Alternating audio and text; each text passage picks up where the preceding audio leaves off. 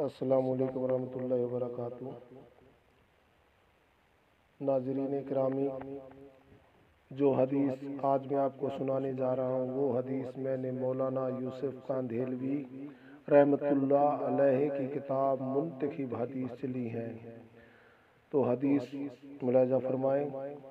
حضرت عمر بن خطاب رضی اللہ تعالی عنہ سے روایت ہے کہ نبی کریم صلی اللہ علیہ وآلہ وسلم نے ارشاد فرمایا، جس شخص کی موت اس حال میں آئے کہ وہ اللہ تعالیٰ پر اور قیامت کے دن پر ایمان رکھتا ہو، اس سے کہا جائے گا کہ تم جنت کے 8 دروازوں میں سے جس سے چاہو داخل ہو جاؤ۔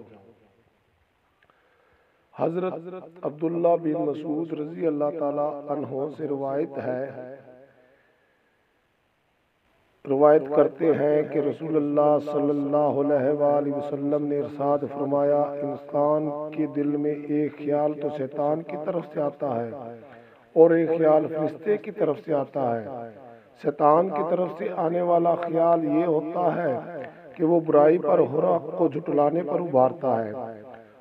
فرشتے کی طرف سے آنے والا خیال یہ ہوتا ہے کہ وہ نیکی اور حق کی تصدیق پر ابھارتا ہے۔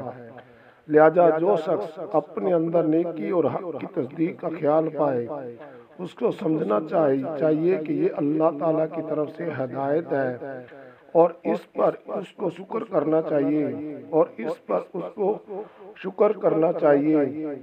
اور جو شخص اپنے اندر دوسری کیفیت شیطانی خیال پائے تو اس کو چاہیے کہ شیطان و مردود سے اللہ تعالیٰ کی پناہ مانگے۔ پھر رسول اللہ صلی اللہ علیہ وآلہ وسلم نے قرآن کریم کی آیت تلاوت فرمائی جس کا ترجمہ یہ ہے، شیطان تمہیں فکر سے ڈراتا ہے اور گناہ کے لیے اکساتا ہے۔ شیطان تمہیں فکر سے ڈراتا ہے اور گناہ کے لیے اکساتا ہے۔ اللہ تعالیٰ ہمیں ان حدیث پر عمل کرنے کی توفیق